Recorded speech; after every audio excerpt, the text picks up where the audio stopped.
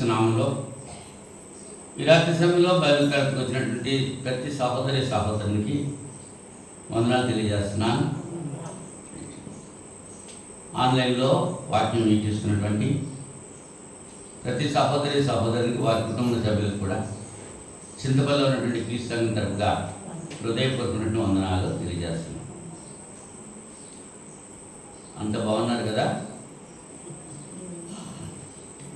దేవుని కృపను బట్టి ఈ రాత్రి సమయంలో బైబిల్ తరగతి ప్రారంభించుకుంటారు. దేవుడు చూపిన కృపను బట్టి మొదటిగా దేవునికి స్తోత్రాలు స్తుతులు సమర్పణ చేస్తూ చిన్న ప్రార్థన చేసుకుని వాక్య భాగంలోకి వెళ్తాం. మహోన్నతుడా, పరిశుద్ధుడా, జీవాధిపతి, సృష్టికర్త మీకు స్తోత్రాలు తండ్రి. ప్రార్థన ఆలకించువాడా, ప్రతిఫలమించువాడా మీకు స్తోత్రాలు చెల్లిస్తూ ఉంటున్నా. గతించిన శుక్రవారం నుంచి ఇంత పర్యంతము మీ మహాదయచేత కృప చేత నన్ను మమ్మల్ని సజీవ లెక్కలు ఉంచారు, సురక్షితంగా కాచి కాపాడు. ఈ రాత్రి సమయంలో ప్రియమైన మీ బిడ్డలతో కలిసి ఈ బైబిల్ తరగతిలో ప్రారంభం చేయడానికి మీరు చూపిన కృపను బట్టి కృతజ్ఞతలు తెలియజేస్తున్నాను. ఇంత పర్యంతము కీర్తన ద్వారా స్తుతి పొందారు. ఈ సమయంలో మాకు కావలసిన ఆత్మీయ ఆహారము మీ లేఖనాల ద్వారా ప్రసాదిస్తారని మనం చేస్తున్నాం. అలాగే ఇక్కడ ఉన్నటువంటి వీటిలో మాత్రమే కాదు, ఆన్లైన్లో లేఖనాలు వీక్షిస్తున్నటువంటి ప్రతి సహోదరునికి వారి కుటుంబ సభ్యులను కూడా మీరు దీవించి మీ కృపలో భద్రపరచమని ప్రార్థన చేస్తున్నాను. నాయన, జరుగుతున్న యుద్ధం త్వరగా ఆపడానికి నాయన మీరు సహాయం చేయమని ప్రార్థన చేస్తున్నాను. వాతావరణం కూడా మీ అదుపులో ఉంచుకోండి. ఇవన్నీ కూడా మీ కుమ్మడానికి రాగడ సమీపంగా ఉంది అనేటువంటి విషయాన్ని తెలియజేస్తున్నాయి. కనుక విద్యునైన ప్రతి ఒక్కరు కూడా వాక్యపు వీధిలో వారి జీవితాలు సరి చేసుకుని మీ కుమ్మడానికి తీర్చడంలో రాకడంలో ఎత్తబడ్డ కావాలని సిద్ధపాటు కలిగి ఉండే వాక్యం దయచేయమని ప్రార్థన చేస్తున్నాను. అలాగే నా తండ్రి, ఈ దినాన్ని ఎవరైతే పుట్టినరోజు చేసుకుంటున్నారో వారి కొరకు ప్రార్థన చేస్తున్నాను. ప్రత్యేకంగా నాయన, మరి మా సహోదరి కాళదాసి బేబీ యొక్క మనవరాలు వర్షిణి, దొడ్డిగల్ల వర్షిణి, నా ఈ దినాన్ని మీరు ఆ బిడ్డకి మీరు ఇచ్చిన నూతన సంవత్సరం దయకిరీటిని బట్టి కృతజ్ఞతలు తెలియజేస్తున్నాను. రాబోయేటువంటి సంవత్సరాలు బిడ్డలకు నాయన మీరు ఆశ్రయించి ఎస్తేరు వల్ల ఇక్కడ ఎదటానికి మీ కృప చూపుతారని ప్రార్థన చేస్తుంటున్నాను. అలాగే ఇంకెవరైతే నాయన ఈ పుట్టినరోజులు చేసుకుంటున్నారో ప్రథమ స్థానం మీకు ఇచ్చి ఆ కార్యక్రమాలు ఆశీర్వాదకరంగా జరిగించడానికి సహాయం చేయండి. అలాగే నా ప్రభువా, ఇంకా ఎవరెవరు ఈ అవసరతలో మీ సర్వలో ప్రార్థన కోరుతున్నారు వారందరి యొక్క అవసరతలో తీర్చి వారి విశ్వాస పరిమాణం చెప్పిన కార్యం జరిగించి మీ నామానికి మహిమ తెచ్చుకుంటారని ప్రార్థన చేస్తున్నాను. అలాగే నా తండ్రి, సమయంలో వాక్య భాగంలోకి వెళ్తున్నాం. ఈ రాత్రిలో మాకు కావాల్సిన ఆత్మీయ ఆహారం మీ లేఖనాల నుంచి మీరు ప్రసాదించి మీ నామానికి మహిమ తెచ్చుకుంటారని యేసుక్రీస్తు నామంలో ఈ ప్రార్థన అడిగి వేడుకుంటున్నాం. పర్లేదు తండ్రి, ఆమేన్. మరొకసారి అందరికీ వందనాలు. గత శుక్రవారం మనం సాతాను పరిపాలనలో క్రీస్తు యొక్క రాజ్యంలో రెండింటికి తేడాలు ఏమిటో మనం ఆలోచన చేశాం. కొలసీ పత్రిక 1:14 ఆయన మనలను అంధకార సంబంధమైన అధికారంలో నుండి విడుదల చేసి తాను ప్రేమించిన తన కుమారుని యొక్క రాజ్య నివాసులుగా చేశాను అంటాడు. అంధకార సంబంధమైన అధికారంలో నుంచి విడుదల చేశాడు. ఆయన ప్రేమించిన తన కుమారుని యొక్క రాజ్యవాసులుగా చేశాడు. ఆ కుమారుని యందు మనకు విమోచనము అనగా పాపక్షమాపణ కలుగుతున్నది. ఆ కుమారుని యందు మనకు విమోచన, రిడెంప్షన్ కలుగుతుంది, విడుదల కలుగుతుంది, పాపం నుంచి విడుదల కలుగుతుంది అనేటువంటి విషయాన్ని ఇక్కడ పౌలు గారు కొలసీ సంఘంతో రాస్తూ ఉన్నారు. ఆ కుమారులో మాత్రమే విడుదల ఉంది. ఆ కుమారుని యందు మాత్రమే ఇంత పతనమైన మానవుడు విమోచింపబడటానికి దేవుడు చేసిన ఏర్పాటు. ఎందుకు పతనమయ్యాడంటే పాపం వల్ల పతనమయ్యాడు. పాపం వల్ల వచ్చే జీతం మరణం. ఆ మరణాన్ని తప్పించడానికి దేవుడు తన కుమారుడిని క్రీస్తు లోకానికి పంపించాడు. యేసు ప్రభు వారు ఎందుకు వచ్చారు అనేటువంటి విషయం మనం ఆలోచన చేస్తే మత్తయి సువార్త 20వ అధ్యాయం, మత్తయి సువార్త 20వ అధ్యాయం 28వ వచనంలో, అలాగే మనిషి కుమారుడు పరిచారము చేయించుకొనుటకు రాలేదు కానీ పరిచారం చేయుటకును అనేకులకు ప్రతిగా విమోచన క్రయధనముగా తన ప్రాణమునిచ్చేటను వచ్చెను అని. ఎందుకు వచ్చారండి యేసు ప్రభు గారు? అనేకులకు విమోచన క్రయధనముగా తన ప్రాణాన్ని ఇవ్వడానికి వచ్చాడు. అంటే విమోచించడానికి క్రయధనము, విమోచించడానికి కొంత వెల. ఆ వెల ఏమిచ్చి విడిపిస్తున్నారు మనల్ని? ఆయన రక్తమే ఇచ్చి, ఆయన ప్రాణమే ఇచ్చి మనల్ని విమోచించారు. అది అపొస్తలుల కార్యాలు 13వ అధ్యాయము, అపొస్తలుల కార్యాల గ్రంథం 13వ అధ్యాయంలో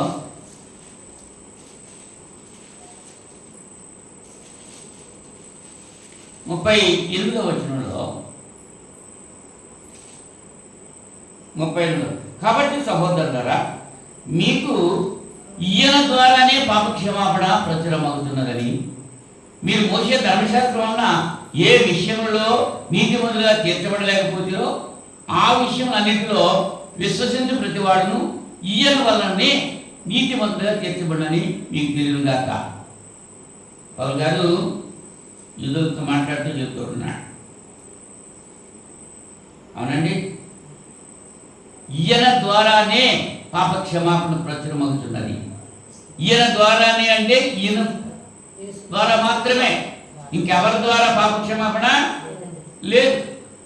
మోషే ధర్మశాస్త్రం ఏ విషయాల్లో నీతిమంతులుగా తీర్చబడలేకపోయారో మీరు ఆ విషయాలు అన్నిటిలో కూడా విశ్వసించేటువంటి ప్రతి వాడు కూడా ఈయన వల్లనే నీతిమంతులుగా తీర్చబడుతున్నాడు. అంటే పాపంలో పతనమైపోయిన మానవుడు నీతిమంతులుగా తీర్చబడటానికి యేసుక్రీస్తు యొక్క రక్తమే మాత్రమే ఉపకరిస్తున్నటువంటి విషయాన్ని మనం గుర్తించాలి. రోమీయులకు రాస్తూ పౌలు గారు అంటారు, 3వ అధ్యాయము, రోమపత్రిక 3వ అధ్యాయము 24, 25 వచనాల్లో, కాబట్టి నమ్మువారు ఆయన కృప చేతనే క్రీస్తు యేసునందలి విమోచనం ద్వారా ఉచితముగా నీతిమంతులుగా తీర్చబడుతున్నారు. పూర్వము చేయబడిన పాపములను దేవుడు తన ఓరిమ వలన ఉపేక్షించినందున ఆయన తన నీతిని కనపరచవలని క్రీస్తు యేసు రక్తమునందలి విశ్వాసము ద్వారా ఆయనను కరుణాధారముగా బయలుపరిచెను. దేవుడు ఇప్పటి కాలం ముందు తన నీతిని కనపరిచిన నిమిత్తము తాను నీతిమంతుడును యేసునందు విశ్వాసము గలవారిని నీతిమంతులుగా తీర్చివాడని వినుటకు ఆయన అలాగూ చేశాడు. తాను నీతిమంతుడై ఉండి యేసునందు విశ్వాసం ఉంచి వారు కూడా నీతిమంతులుగా చేయడానికి ఆ రీతిగా చేశారు అనేటువంటి విషయాన్ని పౌలు గారు రోమా సంఘంతో మాట్లాడుతూ చెప్తున్నారు. హెబ్రీ పత్రిక 9వ అధ్యాయము, హెబ్రీ పత్రిక 9వ అధ్యాయము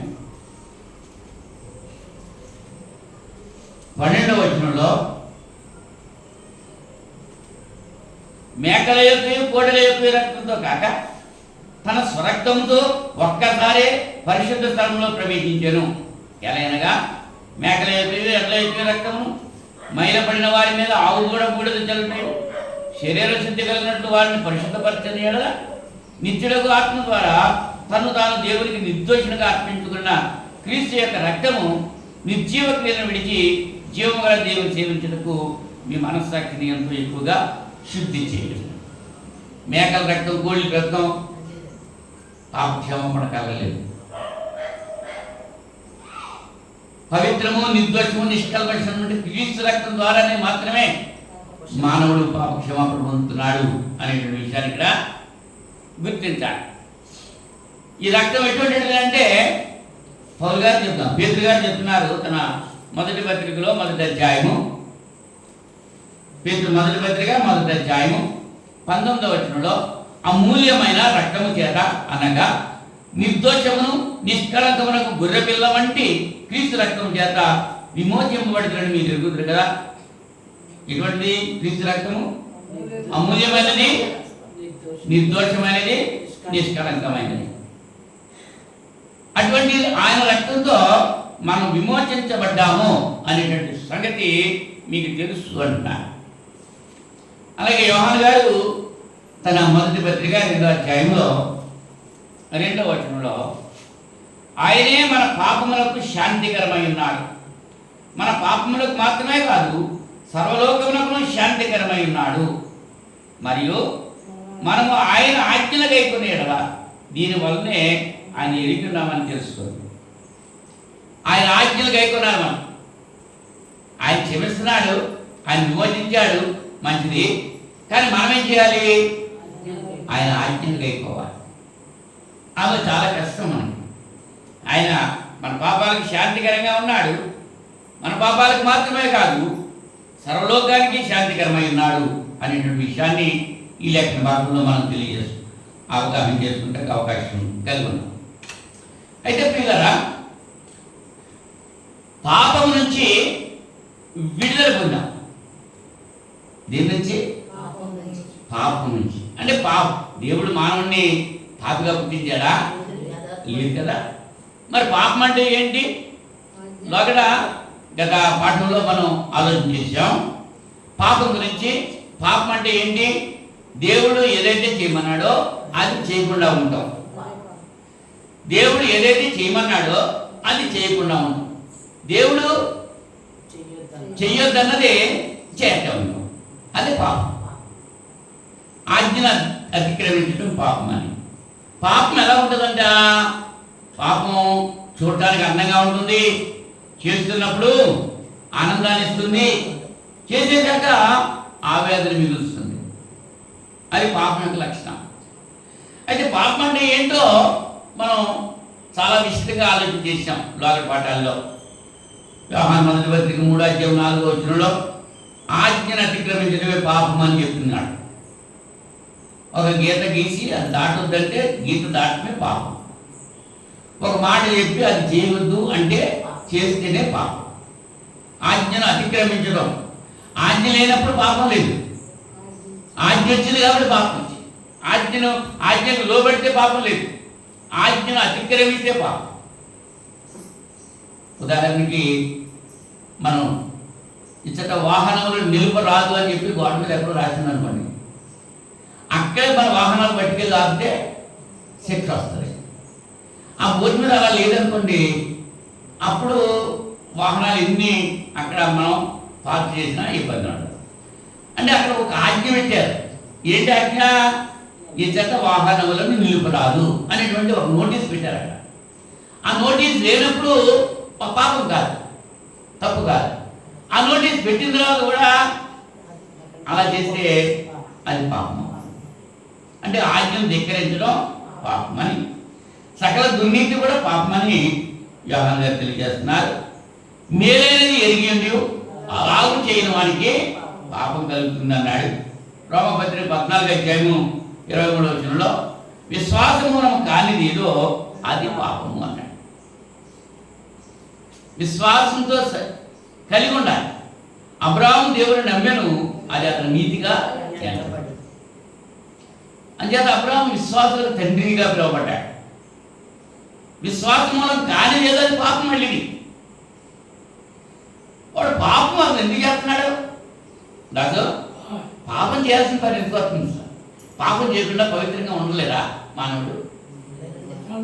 ఎందుకు చేస్తున్నాడు పాపం? అసలు పాపం ఎందుకు చేస్తున్నాడు?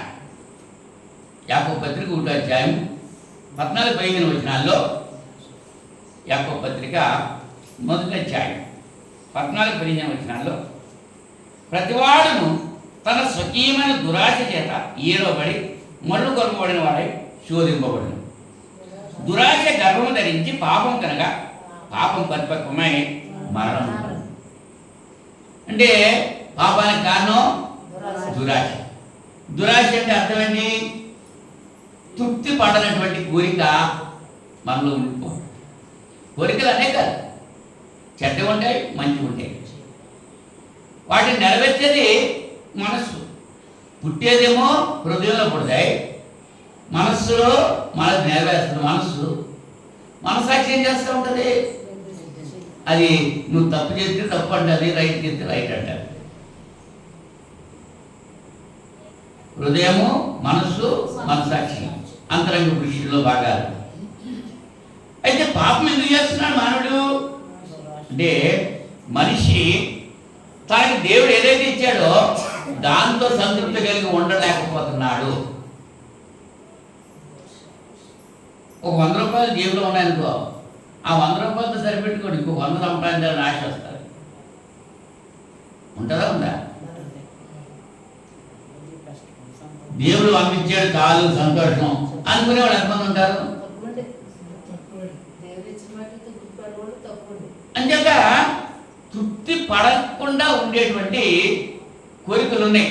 ఆ కోరికలు కూడా చెడ్డవి ఉన్నా మంచివి ఉన్నాయి. తృప్తి పడనటువంటి చెడ్డ కోరిక మనిషి కలిగి ఉన్నాడు. కోరిక కలిగి ఉండటం మంచిదే, తప్పు అని కాదు, కానీ అది చెడ్డ కోరిక ఉండకూడదు. ఎప్పుడైతే చెడ్డ కోరిక మనిషి కలిగి ఉన్నాడో సాతానప్పుడు శోధిస్తానికి వస్తాడు. ఈ పాపంలో సాతాను యొక్క ప్రమేయం చాలా ఉంది. ఈ సాతాను కూడా ఎవరి దగ్గరికి వస్తాడు? ఇటువంటి చెడ్డ కోరిక కలిగిన వాళ్ళ దగ్గరికి వస్తాడు. ఇప్పుడు ఏదైనా తోటలో ఆదాము ఉన్నాడు, హవ్వ ఉంది. ఆదాము దేవుని యొక్క మాట విన్నాడు, దేవునికి లోబడి జీవిస్తున్నాడు.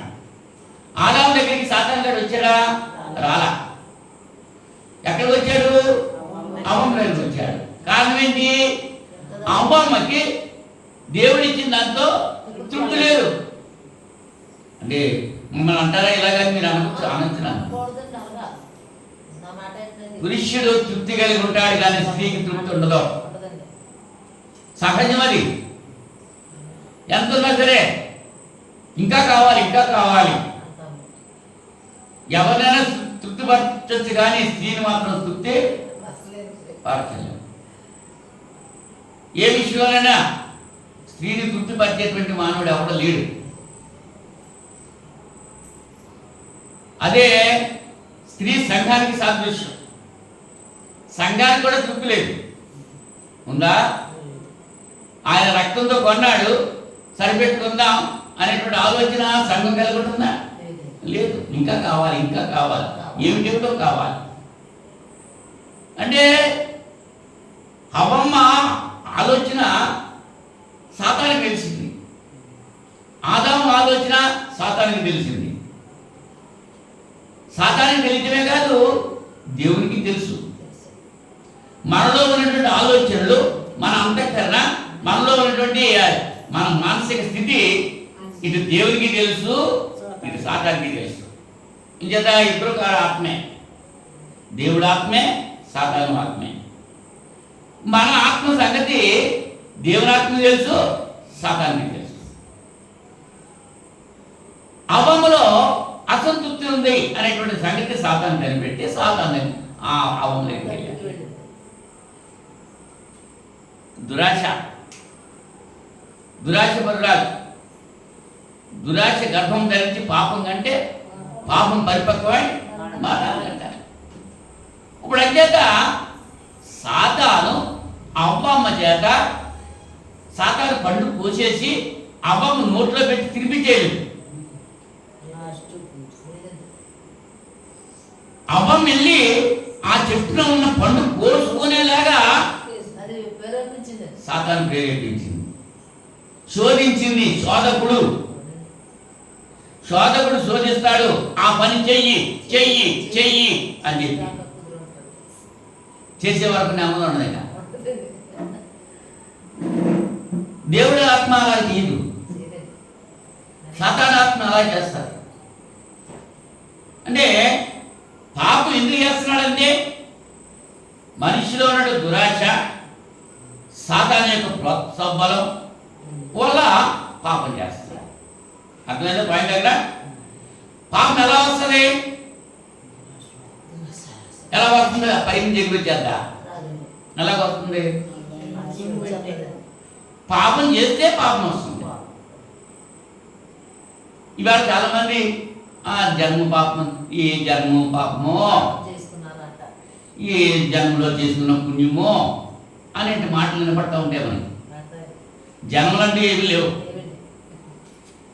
మానవ జన్మ ఒకటే ఒకటి. అవునా? ఈ విషయంలో ఒకసారి మనం ఆలోచన చేస్తే, దేవుడు ఆదామును ఎలా చేశాడు?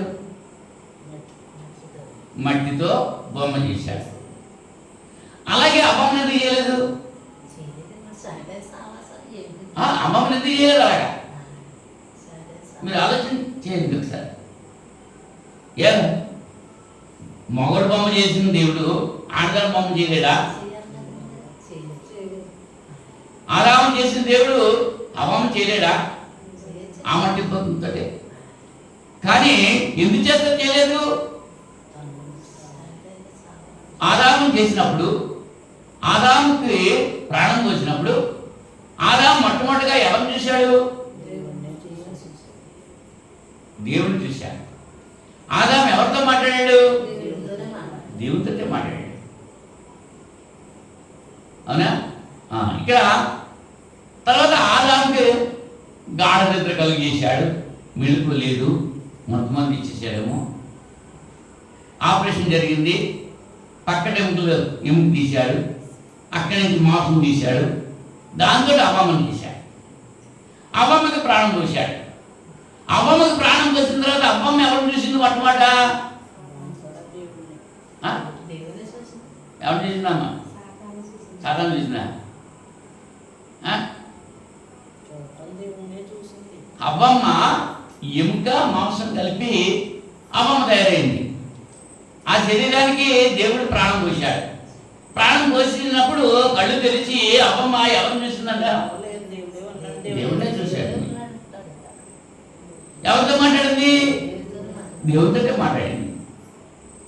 అంటే ఇద్దరిని ఆ బొమ్మ నుంచి చెక్కో బొమ్మ చేస్తే వాళ్ళిద్దరు ఎవరు చూస్తారు? మరి అప్పుడు ఒకరినొకరు చూసుకుంటారేమో కదా. అవ్వమ్మ ఆదాముని ఎప్పుడు చూసింది? దేవుడు అవ్వమ్మని ఆదాము దగ్గరికి పంపించాడు పేరు పెట్టడం వల్ల. అప్పుడు చూశాడు. ఒకరు అక్కడ చూసుకున్నారు. ముందు ఎవరు చూశారు? దేవుడిని చూశారు. అంటే ఈ విషయంలో దాసు మనం ఏం అవగాహన చేసుకోవాలంటే, మనం ఎవరిని చూడటానికి ముందు దేవుడిని చూడాలి. మనం ఎవరితో మాట్లాడటానికి ముందు దేవుడితో మాట్లాడాలి. మనం ఎవరితో ఏ పని చేయడానికి ముందు దేవుడితో చేయాలి. ఎవరితో సహవాసం చేయడానికి ముందు దేవుడితో సహవాసం చేయాలి. అంటే దేవుడితోటే సహవాసం మానవుడు కలిగి ఉండాలి మొట్టమొదట. ఆ తాత్పర్యం అర్థమవుతుందా? అంటే దేవుని కంటే ఎక్కువగా దేవుని ప్రేమించడానికి వీల్లేదు. అలా ప్రేమిస్తే నా వారు కాదు అన్నాడు. యేసుప్రభు కూడా ఏం చెప్పాడు? ఇవాళ పాఠంలో, ఉదయకాల సమయంలో పాఠంలో 3 వ్యక్తులు యేసుప్రభు దగ్గరికి వచ్చి, ఒకడు అంటాడు, నేను నువ్వు ఎక్కడికి వెళ్తే అక్కడికి వచ్చేస్తాను అన్నాడు.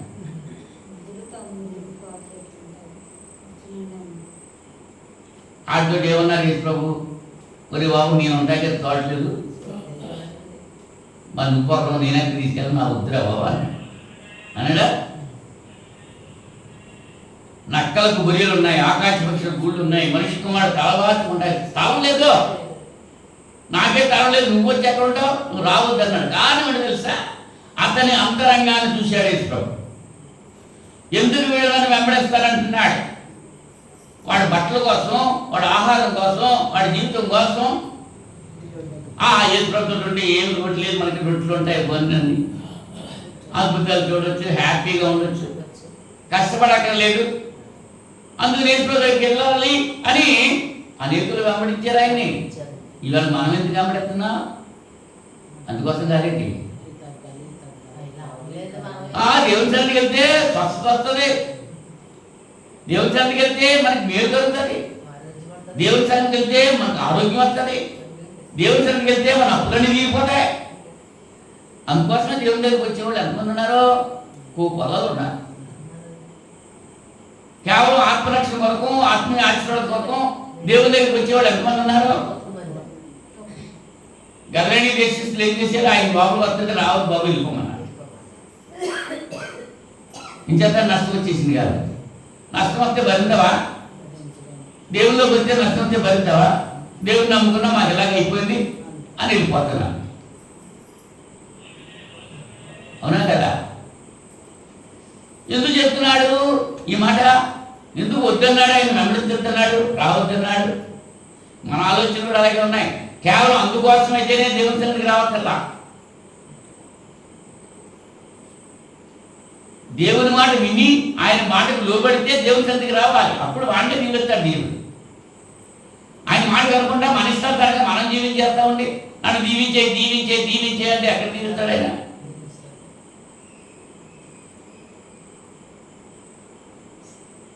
మరి పాపం ఎలా వచ్చేసింది అంటే పుట్టుకతోటే పాపం వచ్చిందా? బిడ్డలు ఎవరు?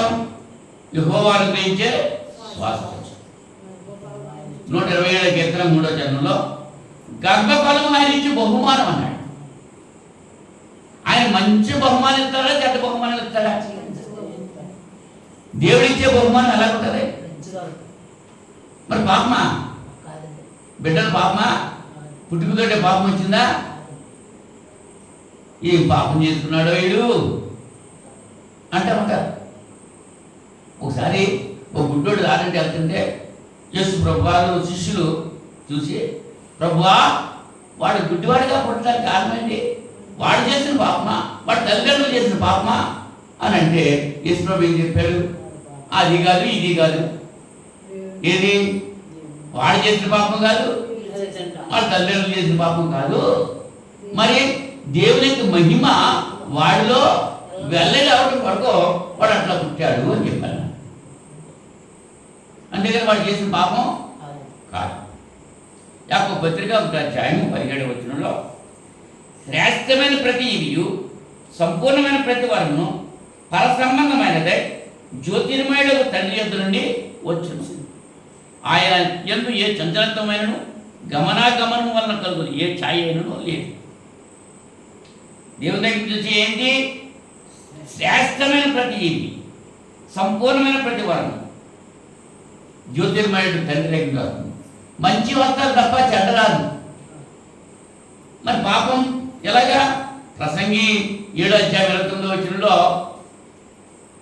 ప్రసంగి 7:29 వచనంలో ఇది ఒకటి మాత్రము నేను కనుగొంటిని, ఏమనగా దేవుడు నరులను యథార్థవంతులుగా పుట్టించాడు, కానీ వారు వివిధమైన తంత్రములు కల్పించుకుని ఉన్నారు. అంటే దేవుడు పుట్టించేటప్పుడు మరి పాపంతో పుట్టాడా? కానీ లోకంలో ఎవరుకుంటున్నారు? వాడి జన్మ పాపం ఉంది, కర్మ పాపం ఉంది అంటున్నాడు. జన్మ పాపం లేదు, జన్మించడం వల్ల పాపం అన్నది లేదు.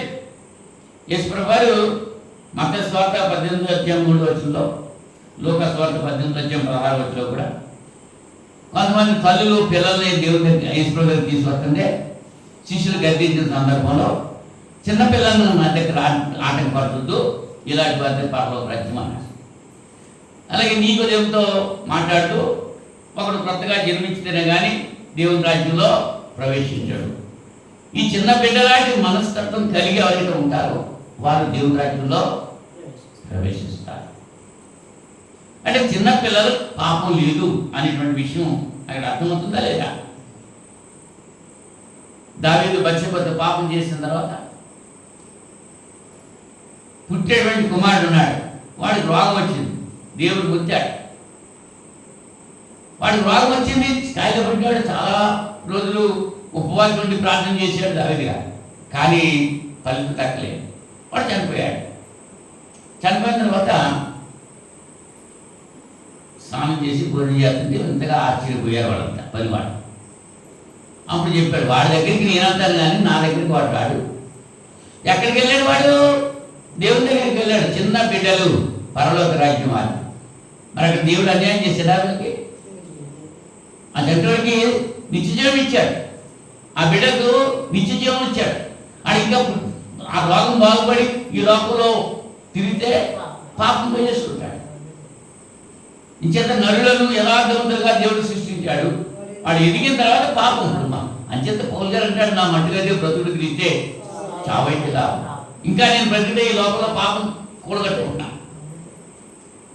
అంచేత దినదినం నా శరీరాన్ని నలగొట్టుకుంటున్నా. మనం ఎక్కువ కాలం జీవితే ఎక్కువ పాపాలు వచ్చేస్తాం. నా మట్టుకైతే బ్రతుకుడ క్రీస్తే చావైతే నాకు లాభం అన్నాడు. చనిపోతే దేవుని దగ్గర ఉంటాను, పాపం ఉండదట. ఇంకా లోపల ఉంటే పాపం పోగేసుకుంటున్నా. పాపంతో నేను పుట్టలేదు. దావీదు అన్నాడు కీర్తన 51వ కీర్తనలో 51వ కీర్తన 5వ చరణంలో, అప్పటికి పశ్చాత్తాపడుతున్నాడు, చేసిన పాపం ఒప్పుకుంటూ గోలెట్టి వేసేస్తున్నాడు. పరిశుద్ధాత్మ నా దగ్గర తీసేది బాబు అని గోలెట్టేస్తున్నాడు. అటువంటి పరిస్థితుల్లో ఏమంటున్నాడు 5వ వచనంలో, నేను పాపముల్లో పుట్టినవాడను, పాపముల్లోనే నా తల్లి నన్ను గర్భం ధరించిన అంటున్నాడు. ఈ మాటని చాలామంది అపార్థం చేసుకుంటున్నారు. పాపముల్లో పుట్టడం వేరు, పాపముతో పుట్టడం వేరు. దాని అర్థం ఉందా? పాపంలో పుట్టడం అంటే లోకంలో పాపం ఉంది, లోకంలో పుట్టాను నేను అంటే పాపంలో పుట్టాను. మరి పాపంతో అంటే నాలో పాపం ఉంది, నేను పాపంతో లోకంలో వచ్చాను అని అర్థం. మరి చంటి పిల్లవాడు పాపం ఏం చేశాడు? బాలవాక్కు బ్రహ్మవాక్కు అని మనం పెద్దలు కూడా చెప్తూ ఉంటారే. పిల్లలు దేవుడు చల్లని వారు అంటారే. చిన్నపిల్లల మాట బాలవాక్కు బ్రహ్మవాక్కు అంటారు కదా. యేసుప్రభు చెప్పింది చిన్నపిల్లలు నాటికి రానండి అలాంటి వారిని. మరి అంచేత పుట్టేటప్పుడు నరులని యథార్థంగానే సృష్టించాడు దేవుడు.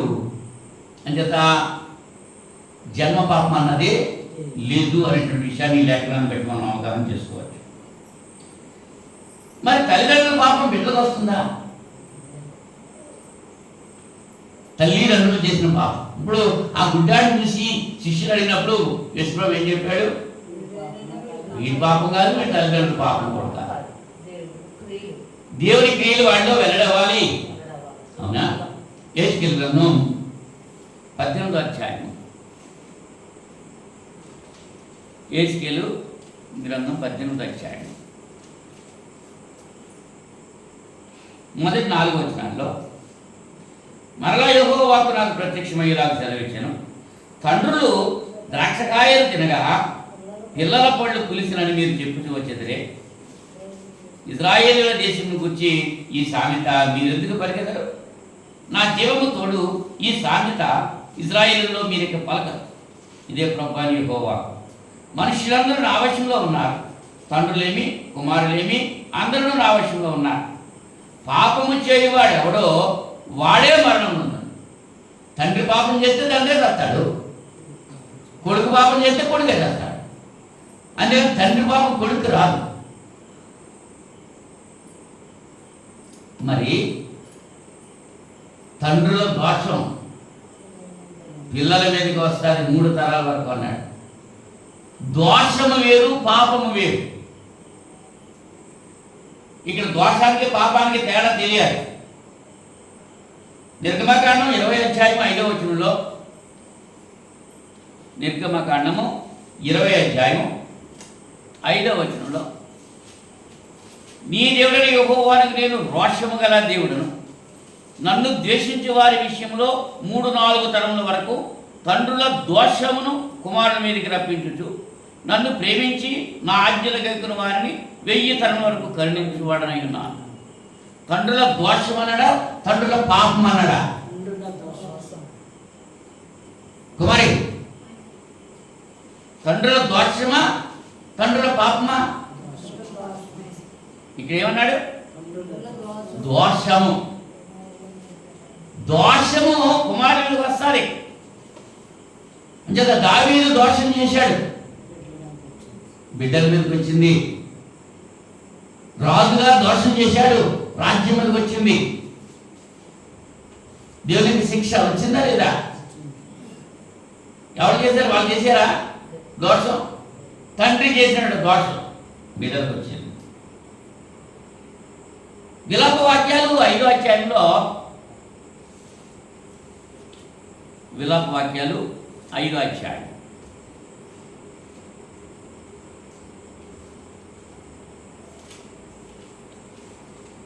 5వ అధ్యాయం 7వ వచనం.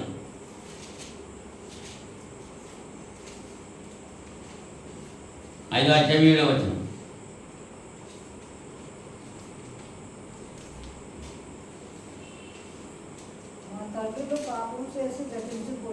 ఏంటమ్మా? మా తండ్రులు పాపము చేసి గతించిపోయేది. అంటే దోషం చేసి గతించిపోయారు అన్నట. మా తండ్రులు పాపము చేసి వారి దోష శిక్షను మేము అనుభవిస్తున్నాం. వారు దోష శిక్ష అంటే పాప శిక్ష కాదు. ఇలా పట్ల అదే మాట మనం చూస్తున్నాం. దోషం అంటే భౌతిక సంబంధమైన శ్రమలు, బాధలు. పాపం అంటే ఆత్మ సంబంధమైనది పాపం. అంటే మానవుని 2 భాగాలుగా చేశాడు దేవుడు అని అందరికీ తెలుసు కదా. బాహ్య పురుషుడు, ఈ బాహ్య పురుషుడు చేసేటువంటి తప్పిదాన్ని దోషము అన్నాడు. ఈ లోపల ఉన్నటువంటి అంతరంగ పురుషుడు ఉన్నాడే, వీడు చేసే తప్పిదాన్ని పాపము అన్నాడు. పాపము హృదయంలో ప్రారంభమవుతుంది, దోషము శరీరం ద్వారా వస్తుంది. పాపానికి దోషానికి చాలా తేడా ఉంది, కానీ ఆ తేడాన్ని గ్రహించలేకపోతున్నారు చాలామంది. అంచేత దావీదు వల్ల మాటను బట్టి నేను పాపంలో పుట్టాను అన్నాడు తప్ప పాపంతో పుట్టాను అనలేదు. పాపముల్లో పుట్టాను, పాపంతో రాదు. ఈ అవగాహన చేసుకోవాలి. లోకి తోకి తేడా తెలియక అలాగా అవగాహన చేసుకోలేకపోతున్నాడు. దోషం అంటే భౌతిక సంబంధమైన శ్రమలు, బాధలు. పాపం అంటే ఆత్మ సంబంధమైనది. ఇప్పుడు అబ్బమ్మ పండు తినేసింది. దేవుడు ఏం చెప్పాడు? తింటే చస్తావన్నాడు. మరి రూల్ ప్రకారంగా చనిపోవాలి కదా. చనిపోయిందా?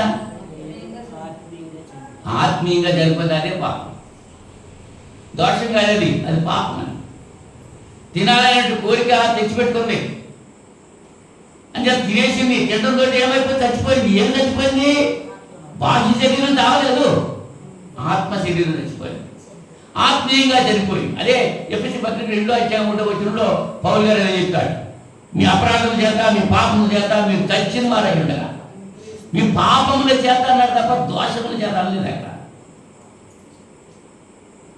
మీ పాపముల చేత మీరు చచ్చిన వారై ఉండగా ఆయన క్రీస్తు కూడా మిమ్మల్ని బ్రతికించాడు. రోమపత్రిక 3వ అధ్యాయం 23వ వచనంలో అందరూ పాపం చేసి దేవుడు అనుగ్రహించి మహిమ. అంటే పాపం చేయడం ఎవడ లేడు లోకంలో. ఎవడి నోట్లో వేలెట్టినా పాశవాసన వస్తుంది, సంతోషం వస్తుందండి. నోట్లో వేలెట్టి వేసుకుంటే వాసన చూసుకుంటే ఏమవుతుంది? ఎవరికైనా అంతే, తేడా ఏం లేదు. ఒక లేదు సంతోషం వస్తుందండి, లేదు. అందరూ పాపం చేశారు, దేవుడు అనుగ్రహించి పొందలేకపోతాం. పాపలు అయిపోయారు. పాపం చేశాడు. ఎలా పాపం చేశాడు? రోమపత్రిక 5వ అధ్యాయము 12వ వచనంలో, రోమపత్రిక 5వ అధ్యాయం 12వ వచనం. ఎలా పాపం చేశాడంటే, ఇట్లుండగా ఒక మనుష్యుని ద్వారా పాపము ద్వారా మరణమును లోకంలో ఎలాగ ప్రవేశించడం, అలాగనే మనుషులందరూ పాపం చేసినందున మరణం అందరికీ సంప్రాప్తమైంది. ఆదాము ఒక్కడే పాపం చేశాడు, ఆడొక్కడే తెచ్చాడు అంటే లేదుగా. ఒక్కడ చేసిన పాపం అందరికీ వచ్చేసి. అలాగే సంఘంలో కూడా ఒక్కడ తప్పిదం చేస్తే ఆ తప్పిదం ఎఫెక్ట్ సంఘం అందరికి వస్తుంది. అంచేతే నేను బాధపడుతూ చెబుతూ ఉంటాను, నేను పవిత్రపరిచాడు దేవుడు, పరిశుద్ధంగా ఉండు, బలపర్యంతం. నువ్వు అసలు పరిశుద్ధులుగా ఉండకపోతే, చెయ్యబడకపోతేనే మంచిది నీకు. అసలు నువ్వు పరిశుద్ధులు అయిపోయి మళ్ళీ వెనక్కి వెళ్ళిపోవడం కంటే. తెలియనోడు ఉన్నాడు, అక్కడ బయట ఉన్నాడు, ఆయనకి ఎలాగే నరకం ఉంటాయి. మరి తెలుసుకున్నాడు, లోపలికి వచ్చాడు, మళ్ళీ ఇది డబల్ వచ్చేది. ఆడు ఒక్కడిగా కాదు, ఆడు వల్ల సంఘానికి వచ్చేస్తారు. ఆ చెడ్డ గోతి మన వల్ల జరిగాని ఆ గోతి చెడిపోయింది కాదు, సంఘం అందరికీ పేరు వచ్చేస్తారు, సంఘం అందరికీ పాపం వచ్చేస్తారు. శరీరంలో ఒక్క అవయవం పాడైతే శరీరం అందరికీ బాధనా? ములుగుచ్చుకుంది కదా అని ప్రొద్దుట ఎప్పుడో ములుగుచ్చుకుంటే తీసుకున్నాలే సాయంకాలం అనుకుంటావా? తాయితీగా తీసుకోవచ్చులే అనుకుంటావు కాదు.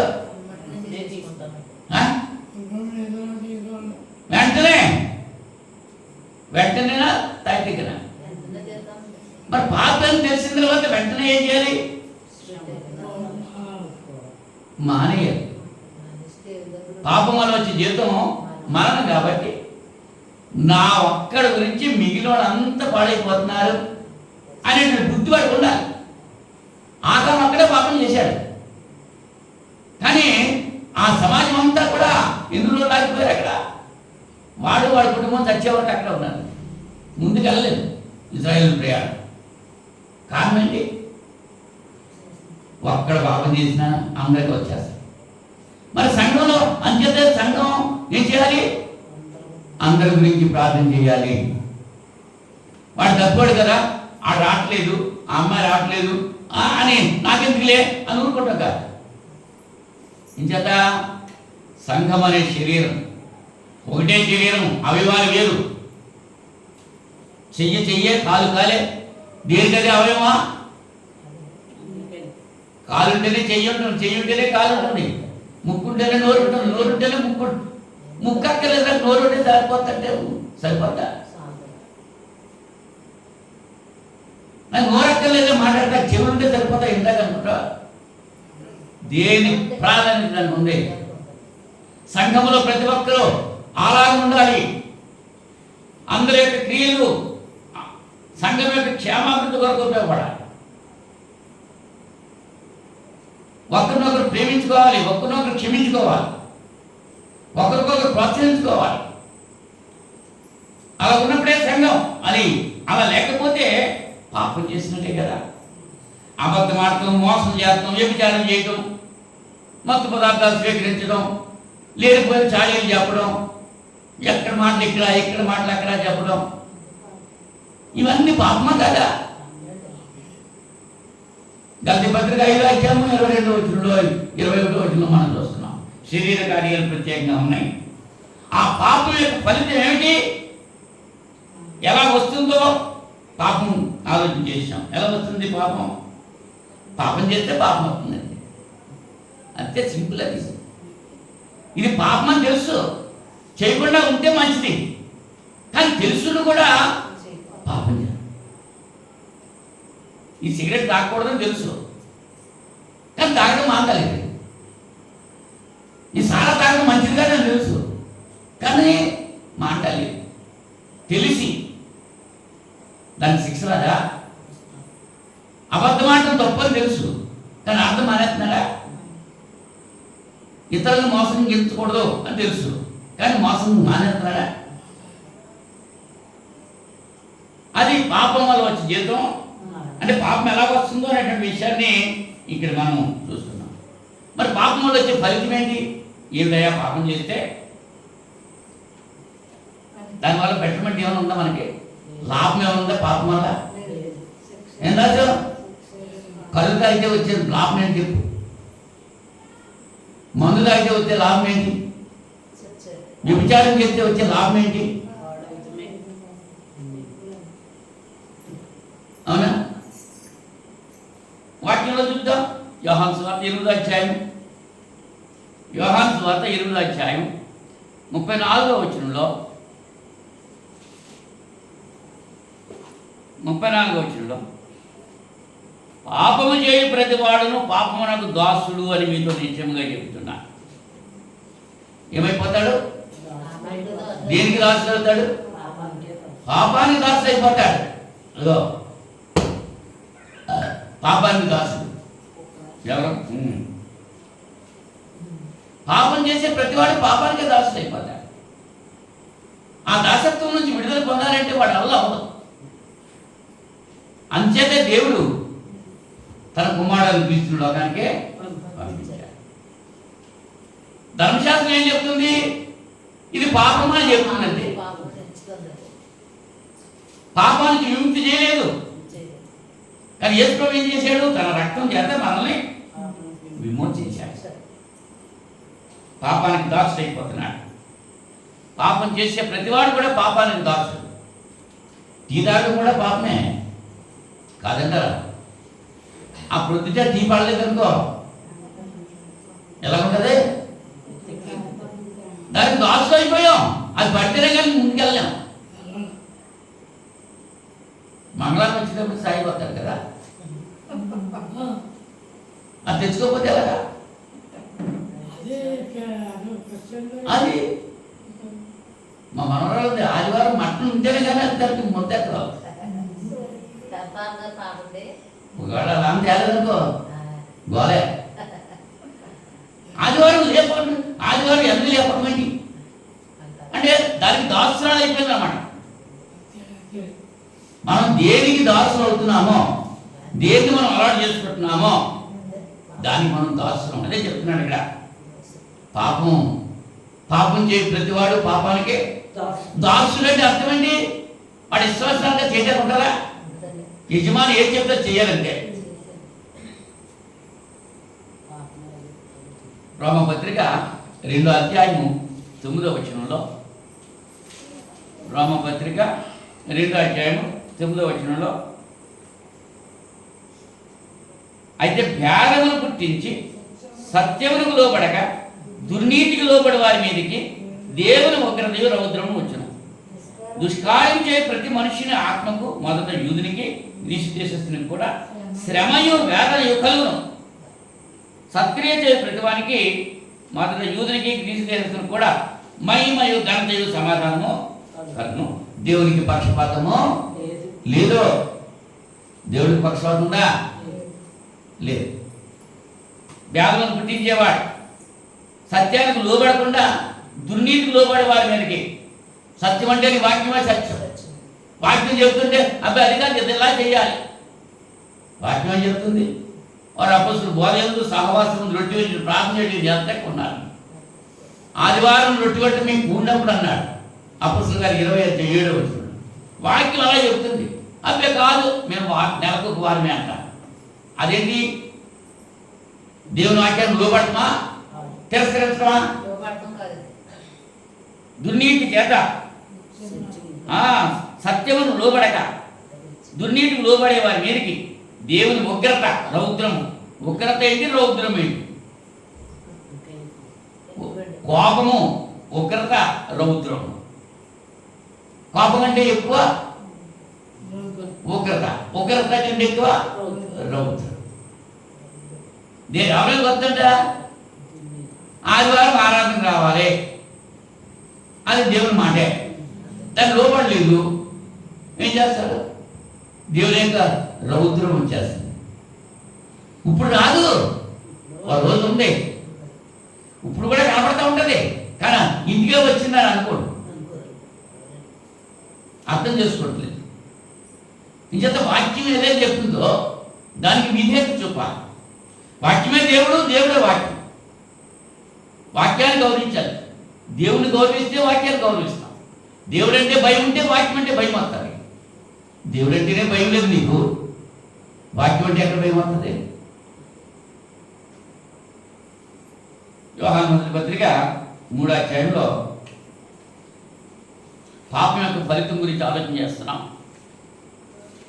యోహాను మొదటి పత్రిక 3వ అధ్యాయము 20-21 వచనంలో, ఇందువలన మనం సత్య సంబంధం ఎరుగుదుము, దేవుడు మన హృదయం కంటే అధికుడై సమస్తమును ఎరిగి ఉన్నాడు కనుక మన హృదయము ఏ ఏ విషయంలో మన యందు దోషారోపణ చేయనో ఆయా విషయంలో ఆయన ఎదుట మన హృదయములను సమ్మతిపరచుకున్నాం. ప్రియులారా, మన హృదయము మన యందు దోషారోపణ చేయని ఎడల దేవుని ఎదుట ధైర్యం గలవాడు. మన హృదయమే మన మీద దోషారోపణ చేస్తుంది. ఆదివారం మానేసేటప్పటికి ఎలా ఉంటుంది? శుక్రవారం లేదు, దంపతులు ఇద్దరు హనీమూన్కి వెళ్ళారంట.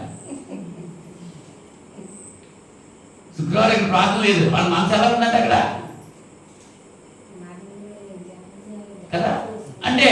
దేవుని సంబంధి దేవుని మాట వింటాడు, దేవుని పని చేస్తాడు, దేవుని కొరకు చూస్తాడు. దేవుని మనసు కలిగి ఉంటే, దేవుడు నీ హృదయంలో లేడనుకో, వాత వేయబడిన మనసాక్షి దున్నపోతు మీద వర్షం కురిసినట్టే, ఏం జరిగినా నాకెట్లే, అంత బలవుతుంది అంటాడు. అంతే.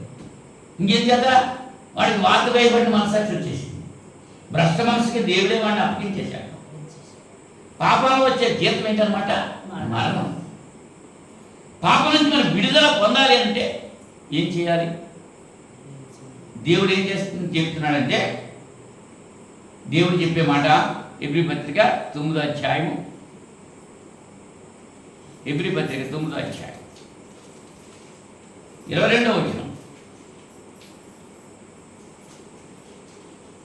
మరియు ధర్మశాస్త్ర ప్రకారం సమస్త వస్తువులు రక్తము చేత శుద్ధి చేయబడినని, రక్తము చిందింపకుండా పాప క్షమాపణ కలుగుదనియు సామాన్యంగా చెప్పవచ్చును. పరలోకమందున వాటిని పోలిన వస్తువులు ఇట్టి బలుల వలన శుద్ధి చేయబడవలసి ఉండని, కానీ పరలోక సంబంధమైన వీటి కంటే శ్రేష్టమైన బలుల వలన శుద్ధి చేయబడవలసి ఉన్నది. అందువలన నిజమైన పరిశుద్ధ స్థలమును పోలి హస్తకృతమైన పరిశుద్ధ స్థలములో క్రీస్తు ప్రవేశింపలేదు. కానీ ఇప్పుడు మన కొరకు దేవుని సముఖమందు కనబడుటకు పరలోకమందే ప్రవేశించాడు. ఎక్కడున్నాడండి? అంతేకాదు, ప్రధాన యాజకుడు ప్రతి సంవత్సరము తనది కాని రక్తం తీసుకొని పరిశుద్ధ స్థలంలోనికి ప్రవేశించినట్లు ఆయన అనేక పర్యాయములు తను అర్పించుకోవడానికి ప్రవేశింపలేదు. అట్లయిన ఎడల జగత్తు పునాది వేయబడిన మొదలుకొని ఆయన అనేక పర్యాయములు చంపడవలసి వచ్చు. అయితే ఆయన యుగముల సమాప్తి యందు తన్ను తానే బలిగా అర్పించుకుంటూ వలన పాప నివారణ చేయటకై ఒక్కసారే ప్రత్యక్షపరచబడిను. మనుషులు ఒక్కసారే మృతి పొందవాలని నియమింపబడిను, ఆ తరువాత తీర్పు జరుగును. అలాగనే క్రీస్తు కూడా అనేకుల పాపములను భరించుటకు ఒక్కసారి అర్పింపబడి తన కొరకు కనిపెట్టుకుని వారి రక్షణ నిమిత్తం పాపం లేకుండా రెండోసారి ప్రత్యక్షమగును. ఎవరైతే ఆయన కొరకు కనిపెడుతున్నారో వారి కొరకు ప్రత్యక్షం అవుతాడు రెండోసారి. మొదటిసారి పాపం లేకుండా ఆయన వెళ్ళిపోయాడు, ఒక్కసారి అర్పించబడ్డాడు ఆయన రక్తం చేత. ఆ రక్తం ఎటువంటిదంటే పరిశుద్ధము, నిష్కలంకము అనే రక్తం. పేతురు మొదటి పత్రిక 1వ అధ్యాయం 18-20 మనం చూస్తున్నాం. మరైతే పాప క్షమాపణ కొరకు మనం ఏం చేయాలి? పాప క్షమాపణ కొరకు మనం చేయాల్సిన కార్యక్రమం ఏమిటి? అపొస్తలుల కార్యాలు 2వ అధ్యాయం 38వ వచనంలో, పేతురు మీరు మారుమనసు పొంది పాప క్షమాపణ నిమిత్తం ప్రతివాడు యేసుక్రీస్తు నామమున బాప్తిసం పొందిరి, అప్పుడు మీరు పరిశుద్ధాత్మను వారు పొందుతారు.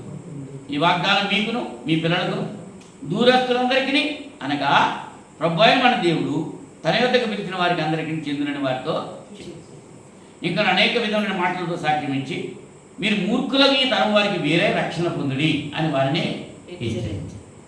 కాబట్టి అతని వాక్యం అంగీకరించిన వారు బాప్తిసం పొందిరి.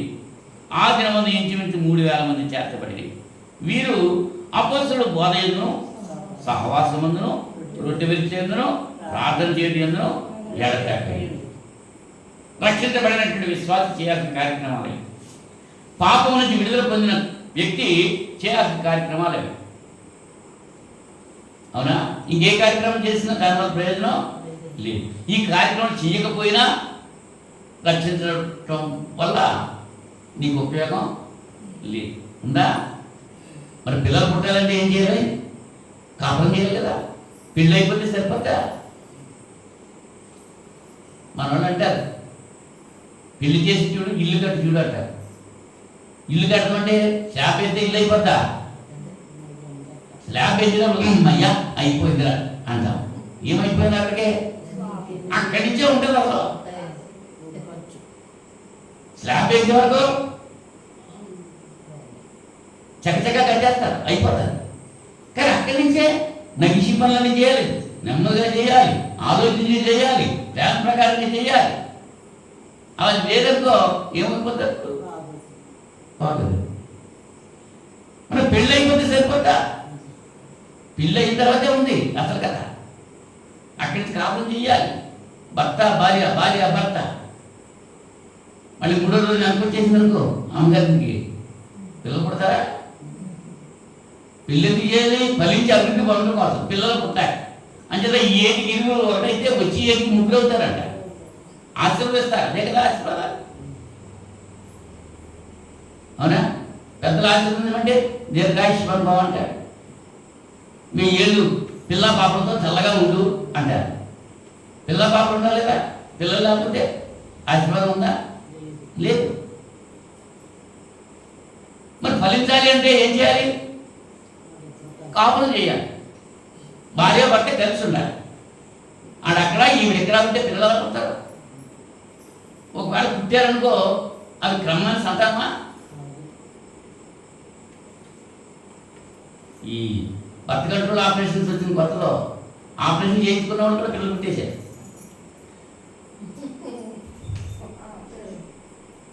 అంటే ఆపరేషన్ ఫాల్టా ఎల్లో ఫాల్టా? చూడండి, కనుక పాపం వల్ల వచ్చే జీవితం మరణం అంతే. ఆ మరణాన్ని తప్పించడానికి దేవుడి యొక్క ఉద్దేశం ఏంటంటే యేసు రక్తమే. ఇంకా ఏది దేనివల్ల, ఏ నామం వల్ల మీకు రక్షణ లేదు.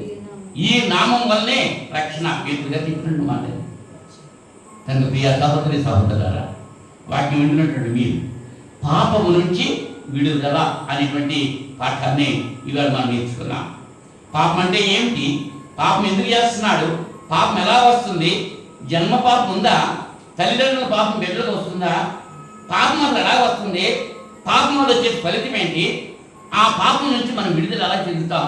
ఈ విషయాలన్నీ కూడా ఈ రాత్రి సమయంలో మీతో ముచ్చటించడం జరిగింది. మీరు మనసులో గుర్తుంచుకున్నారో లేదో అది నాకు తెలియదు. చెప్పడం నా పని, వినటం వినకపోవడం మీ పని. అవునా?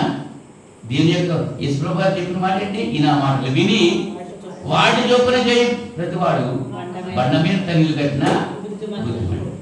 మరి వాటిని చేస్తారో చెయ్యరో అది మీ ఇష్టం. వాక్యం చెప్పింది మాత్రం యథార్థంగా ఉన్నది ఉన్నట్లుగా డిఫరెన్స్ కూడా చెప్పి మీరు చెప్పడం చేయాలి. మీరు కళ్ళు మూసుకుని ఉన్నారో చెవులు మూసుకుని ఉన్నారో నాకేం తెలీదు. వద్దు వద్దు అంటున్నా ఇంకా మూసుకునే ఉంటున్నారు కొంతమంది. ఎన్నిసార్లు హెచ్చరించినా మా పని మేము మానము అంటున్నారు కొంతమంది. ఎవరికి ఏం చెప్పినా వాళ్ళకి ప్రతిఫలం. అందుకనే ఎలా ఉండేవాడు అలా ఉండి ఎవరి జీతం నా దగ్గర ఉండి పట్టుకొస్తున్నాను అంటున్నాడు. అవునా? ఇప్పుడైనా మాట మనసుకుంది, ఇప్పుడైనా దేవుని బిడ్డలుగా జీవించు. పైకి పైకి భక్తి గలవారైంది దాని శక్తిని ఆశ్రయించిన వారుగా కాకుండా భక్తిలో ఉన్నటువంటి శక్తిని పొందేటువంటి రీతిగా మన జీవితాన్ని మార్చుకోవాలని ప్రేమతో నన్ను నేను హెచ్చరిక చేసుకుంటూ మిమ్మల్ని హెచ్చరిస్తున్నా, ప్రార్థన చేస్తున్నా. మహోన్నతుడ, సర్వసృష్టికర్త, సర్వాంతర్యామి, సర్వోన్నతుడ, సర్వజ్ఞుడ, మీకు స్తోత్రాలు. ఈ రాత్రి సమయంలో ఎత్తుబడి వాక్యములు హృదయాలు బయలుపరచుకుంటాకి, ఫలించి అభివృద్ధి పొందటానికి సహాయం చేయండి. నిన్న ప్రతి బిడ్డను జీవించాలి. ఆయన రోగగ్రస్తులు ముట్టి స్వస్థపరచాలి, బాహ్యులను ముట్టి బలపరచాలి. ఆయా సమస్యలతో సతమతమవుతున్న వారి సమస్యలన్నీ కూడా మీరు నాయన పరిష్కరించి మీ నాకు మెయిన్ చేసుకోండి. నాయన మీరు అనేక మేలు మాకు చేస్తున్నారు, చేస్తారు. చేసిన ప్రతి మేలు బట్టి కృతజ్ఞతలు చెల్లిస్తూ ఈ రాత్రి సమయంలో మంచి నిద్ర మాకు దయచేయండి. దృష్టి శాఖ నీరేదిగా ఉంటుంది, మీకు ఆపుదలన్నమాట. మీ చిత్తమంటే రేపు సాయంకాలం స్త్రీల మీటింగ్లో మరి ఆదివారం ఆరాధనలో ప్రియమైన మీ బిడ్డలతో కలిసి పరిశుద్ధమైన మీ లేఖనాలు పంచుకునే భాగ్యం దయచేయండి. యేసుక్రీస్తు వారి పరిశుద్ధ పుణ్య నామములో ఈ ప్రార్థనకి వేడుకుంటున్నాను. ప్రార్థించండి. ఆమేన్. అందరికీ వందనాలు.